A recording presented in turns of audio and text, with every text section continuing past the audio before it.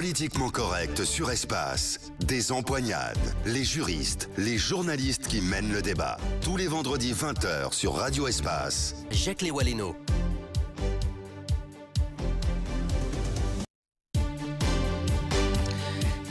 Bienvenue, bonsoir à tous. Merci pour ceux qui viennent de nous prendre en marche à partir de la télévision. Nos invités décryptent l'actualité à travers leurs commentaires. Ils nous aident à comprendre les faits et discours de nos acteurs sociopolitiques, toujours avec la même interrogation légitime. Peut-on dire ou faire autrement? Au menu ce soir, la transition en cours, alors que les concertations nationales lancées le 14 septembre dernier se sont poursuivies jusque cette semaine au Palais du Peuple. Le Comité national du Rassemblement pour le développement qui dirige le pays continue de prendre d'importantes décisions. Le CNRD est l'organe central des décisions et son président, le colonel Mamadi Doumbouya, a été proclamé par les forces armées guinéennes président de la République, chef de l'État. Quel sens juridique donne-t-on à cette désignation exceptionnelle? Nos juristes nous répondent et le président de la République, comme on l'appelle désormais, gouverne par ordonnance. Par ordonnance, il a réhabilité les cours suprêmes et des comptes, la haute autorité de la communication et remet en vigueur les lois nationales, les conventions et traités internationaux ratifiés par la Guinée. Mais lesquels et comment, dans ces conditions, faire confiance aux institutions autrefois décriées, aussi bien dans leur composition que dans les démarches qui ont entouré leur installation, surtout que des Guinéens expriment leur volonté de voir la junte opérer une transition qui aide à assainir les finances publiques, auditer la gestion du gouvernement sortant et lutter contre la corruption. De cela, il sera question forcément puisque le régime d'Alpha Condé, son leader en tête, a beaucoup dénoncé les cas de détournement des vols sans sanctionner un seul. Et puis, cette question, comment financer la transition? Nous sommes donc avec nos invités, Dr Amidou Bari, qui est économiste, Mamadi Condé, économiste, Ibrahima Diallo, juriste, et Dr Moussa Fanta Kourouma, également juriste, et puis Fassine Conté, économiste. Alors, nous étions en train d'analyser la question de l'administration avec ses effets sur l'économie. Et puisqu'on a parlé de la question des audits, un invité qu'on pourrait avoir au bout du fil, l'ancien ministre du contrôle économique, Alassane Odipogui. En tout cas, si tout va bien, il va devoir intervenir dans cette émission pour nous parler un peu de son expérience. Amaïdou, nous étions en train de parler de la situation économique et vous aviez déjà introduit pour dire que nous étions dans une situation difficile avec le régime déchu. Le taux d'inflation était allé très vite à 12% et cela s'était fait voir sur le marché avec les prix qui avaient flambé. Dans une telle situation, qu'est-ce qu'une junte peut bien faire? Bon, moi je crois que le plus urgent pour la junte pour le moment, c'est d'avoir un gouvernement. Parce que tant qu'on n'a pas ça, on ne peut pas s'occuper des vraies questions. Donc il faut d'abord qu'il y ait un gouvernement et que ce gouvernement puisse se mettre rapidement à la tâche et qu'on puisse véritablement attaquer les problèmes de front. Quand vous regardez, l'inflation, elle a été causée par quoi? Par deux phénomènes, sinon trois en gros. C'est qu'il y a eu la crise politique durant 2019-2020 qui a entraîné une faible fréquentation du pays, donc une dépréciation de la monnaie guinéenne. Or, comme nous sommes des importateurs nets, donc il y a eu tout de suite une transmission de ces changes sur les prix à l'interne. Premier élément. Deuxième élément, c'est la pandémie. La pandémie a désorganisé la chaîne d'approvisionnement à l'international qui fait que pratiquement dans tous les pays du monde aujourd'hui, on assiste à une inflation. Dans certains pays, on arrive à maîtriser cette inflation par les effets de stock ou bien les effets d'un certain nombre de mesures. Et l'autre chose, il y avait une situation économique morose à l'intérieur. On ne le disait pas, mais un certain nombre de bailleurs de fonds s'étaient un peu retirés de la Guinée et il y avait un certain niveau de problèmes. Et le taux d'endettement, la position du trésor public vis-à-vis de la Banque centrale était extrêmement, n'était pas du tout élogieuse. Donc, ce qui faisait que on était dans une situation économique assez délicate. Avec un taux, je rappelle bien, en juin, on était à un taux de recouvrement des recettes publiques par rapport au budget autour de 21%. Donc par rapport, on avait autour de 25 000 milliards. Imaginez, si on a 21% en juin, Ça veut dire que quelle est notre capacité à mobiliser les ressources internes. Et en cela, il y avait la fermeture des frontières, surtout la frontière sénégalo-guinéenne. Et donc toute cette atmosphère-là est venue s'ajouter l'augmentation du prix du carburant. On nous a vendu ici que ça ne va pas augmenter les prix. Moi, j'ai dit aux gens, mais attention, ce qu'on nous vend, c'est qu'on a négocié le transport. Mais de quel transport on avait négocié? C'était le transport passager. Alors que le transport passager a un effet très marginal sur le coût, sur les prix des denrées alimentaires ou des biens sur le marché. C'est le transport marchandise qu'il fallait négocier. Mais bon, l'atmosphère était ce qu'il était. Donc, l'arrivée des militaires qui ne sont pas spécialistes forcément dans du domaine risque, si on y prend garde, véritablement d'assombrir ce tableau déjà sombre. Donc il faut faire attention, donc il faut faire vraiment dans la justesse, dans le choix des personnes et remettre l'administration et c'est-à-dire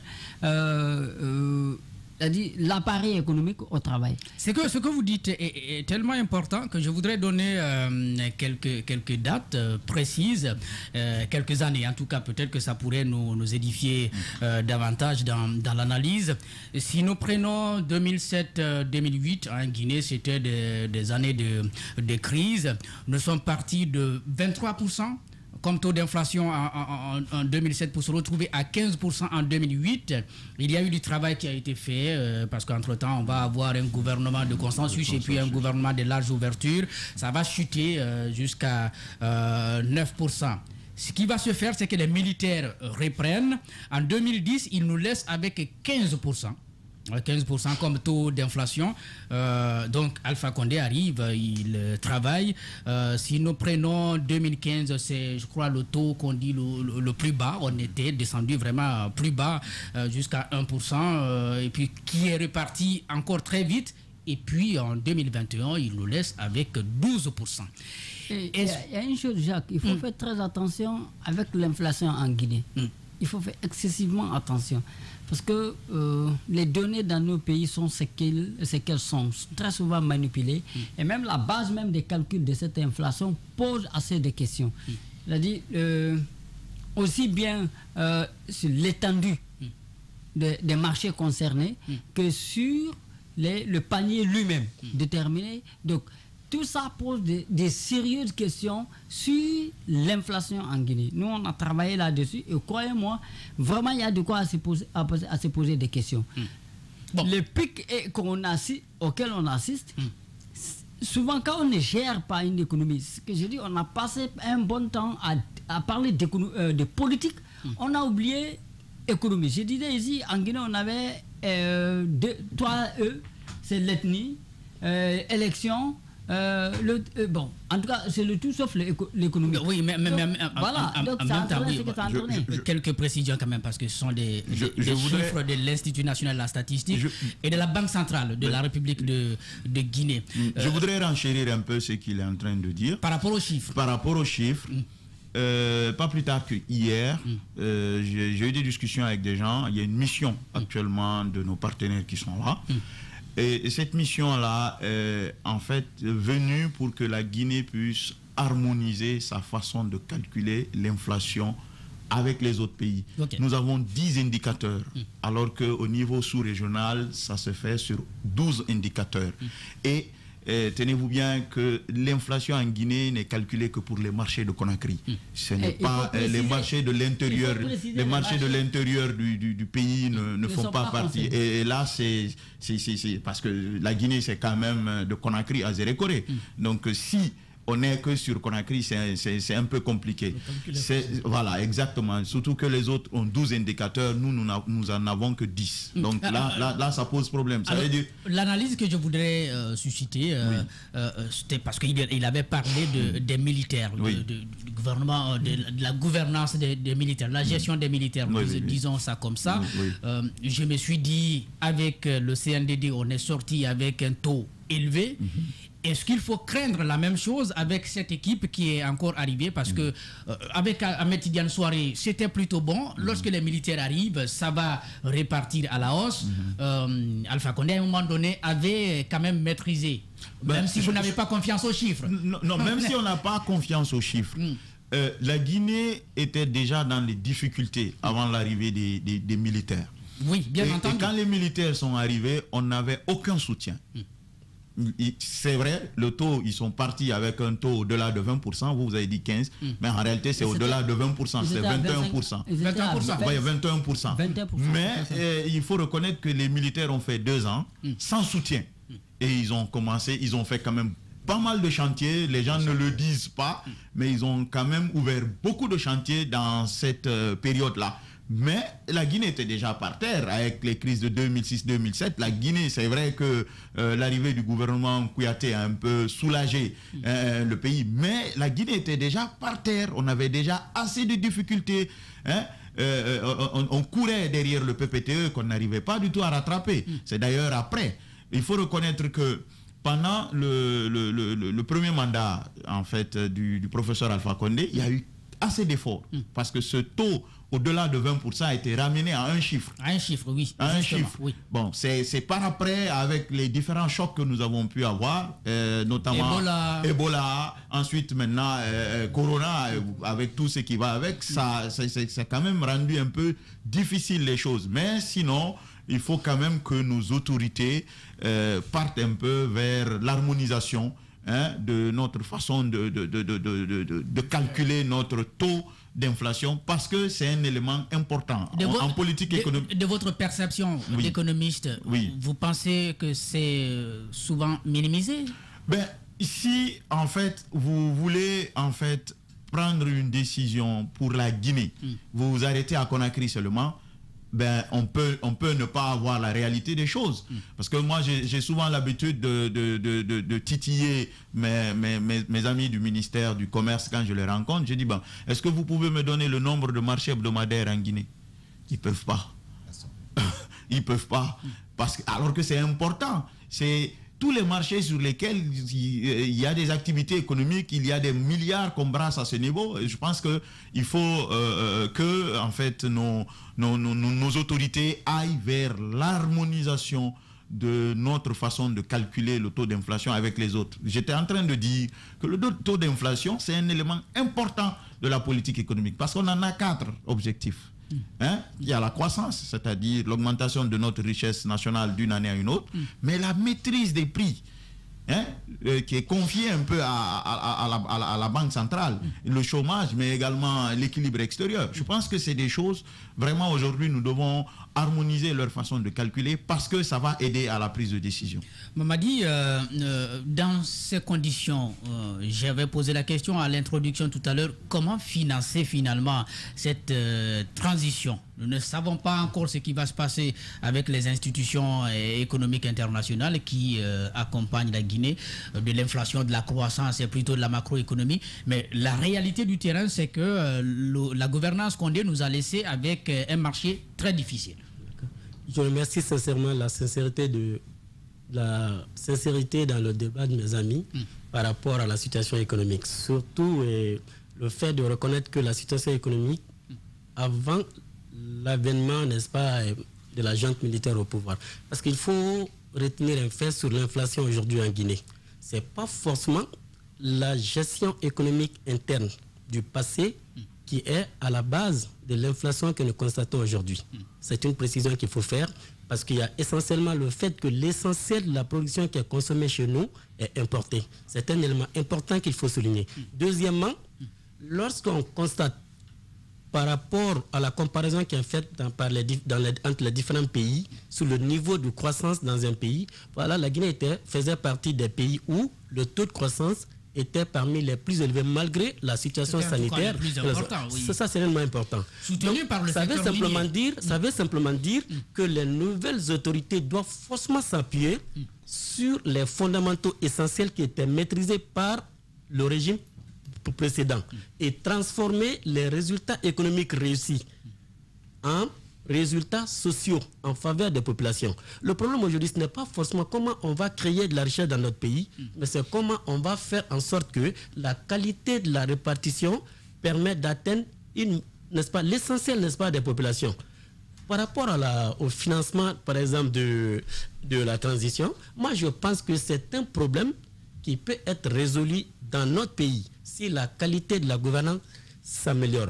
Quand je prends par exemple le budget de l'État aujourd'hui, vous allez constater que les recettes fiscales produites chez nous permettent de pouvoir prendre en charge l'essentiel des dépenses que nous finançons. Nous n'avons pas le complexe, n'est-ce pas, de le faire. Certes, les apports extérieurs sont essentiels, mais ils ne représentent pas aujourd'hui plus de 20% n'est-ce pas, des recettes que nous pouvons mobiliser à l'intérieur. Donc il n'y a pas de souci à ce niveau. Les recettes qui sont voilà. Il ne faut pas qu'on ait le complexe. Oui, il ne faudrait pas qu'on ait le complexe par rapport au financement qui peut venir de l'étranger. Si on arrive à gérer efficacement, n'est-ce pas, notre économie à l'intérieur, sincèrement, on n'a aucun complexe à faire face au financement de l'ensemble, n'est-ce pas, de nos dépenses. Si vous prenez par exemple le secteur minier, lorsqu'on améliore la qualité de la gestion dans ce secteur-là, sincèrement, on peut se passer pour un bon moment des financements extérieurs qui sont difficilement mobilisés par notre pays parce qu'on n'a pas souvent accès au marché financier pour pouvoir mobiliser, n'est-ce pas, les ressources comparativement à un pays comme la Côte d'Ivoire qui n'attend pas forcément que la Banque mondiale vienne, n'est-ce pas, en aide parce que la qualité de la gestion à l'intérieur est telle que sincèrement, il mobilise 3 fois plus que ce qu'il peut, n'est-ce pas, obtenir, n'est-ce pas, des bailleurs de fonds. Sincèrement, n'ayons pas le complexe. Et il y a un élément important qu'il faut souligner maintenant là. Oui. C'est que les acteurs économiques sont convaincus que la junte fera mieux en matière de gouvernance, surtout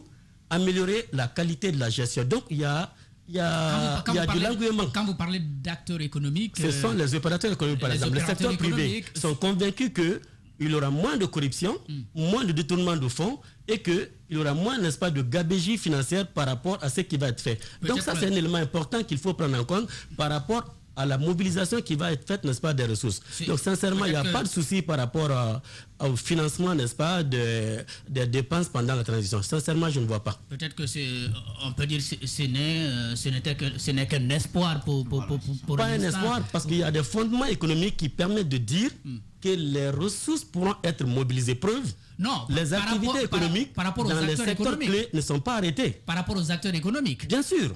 Lorsque vous dites qu'ils sont convaincus, j'ai dit peut-être c'est un espoir pour l'instant. Non, il y a un espoir, mais il y a des fondements sérieux qui attestent que cet espoir-là peut être effectivement réalisé. Quand vous prenez par exemple le secteur minier, le secteur par exemple... Est-ce que vous voulez dire que ce sont les premières décisions du CNRD qui rassurent le gel des avoirs pour... Non, le gel des avoirs, ça vraiment c'était essentiel. Il ne faut pas être niais pour comprendre que en phase d'instabilité de ce genre dans un pays, forcément il y a une forte dose, n'est-ce pas, de tentatives de sortir d'argent dans des sens qui, n'est-ce pas, qui ne seront pas vérifiés. C'est une mesure de politique publique qu'il faut saluer. Ibrahima, vous qui évoluez souvent sur les questions minières, le CNRD, voilà le secteur avec lequel il n'a pas voulu badiner. Il a autorisé la reprise des activités, disons la poursuite des activités. Et je ne sais pas, peut-être que vous avez suivi cette rencontre avec les opérateurs économiques. C'était assez courtois. Est-ce que c'est pour dire... Nous comptons sur vous pour financer finalement cette transition qui va être difficile à supporter comme responsabilité. 2 mises au point pertinentes. Premièrement, vous avez dit ici, il y a un de nos amis qui dit faisons doucement, n'ayons pas de problèmes avec les institutions internationales. C'est très important. L'accompagnement de la transition par les institutions internationales, au moins pour le financement des élections et autres, par l'extérieur, sera d'une très grande aide par rapport à l'équilibre économique du pays. C'est pourquoi il ne faut pas fermer les portes, il faut ouvrir et il faut surtout aller même en offensive pour des négociations. Le secteur minier ne peut pas nous aider. Premier point. Deuxième point, la mobilisation des ressources internes. À ce niveau-là, il y a un certain nombre de secteurs qu'il faut forcément bien suivre. Le premier de ces secteurs, c'est les mines. Nous sommes aujourd'hui le 2e producteur mondial de la bauxite et avec une production exceptionnelle en 2020 de l'or. Même si je sais qu'une bonne partie, c'était les recettes du Mali, étant donné que le Mali était fermé, ça passait par la Guinée. Mais on a eu des recettes exceptionnelles aussi dans le cadre de l'or. Et ça continue, selon les statistiques du ministère des Mines, ça continue en 2021. C'est pour dire, les mines feront leur part. Mais n'oublions pas que si nous disons les mines, c'est 4 000 milliards avec les 81 millions de tonnes qu'on a eu à faire, c'est 4 000 milliards. En maxi. 4 000 milliards et quelques qu'on a eu en 2019, parce que c'est ça les statistiques que nous avons avec l'ITIE, on n'a pas les statistiques de 2020, même si on va croissant. Mais il faudra comprendre que c'est l'essentiel sur quoi repose le fonctionnement de l'administration. Alors, il y a des dépenses qui arrivent. Comme je le disais tout de suite à mon grand frère Conté, qu'il y a des élections qui arrivent, au minimum. On a un référendum, au minimum, on a un référendum, et il y a une élection présidentielle qui arrive. La législative aussi, on a dissous l'Assemblée. De toutes les façons, oui. Moi je me dis, Ibrahim, je suis au minimum. Je ne vais pas, on va pas laisser ces questions. On va revenir en détail sur ces questions minières. Voilà, maintenant sur les mines. Oui, on va revenir Ibrahim. On va marquer une pause et puis on va continuer parce que c'est important de savoir si nous pouvons compter sur nos mines, vraiment. Une pause et on revient. Politiquement correct sur Espace. Des empoignades. Les juristes, les journalistes qui mènent le débat. Tous les vendredis 20h sur Radio Espace. Jacques Léwaleno.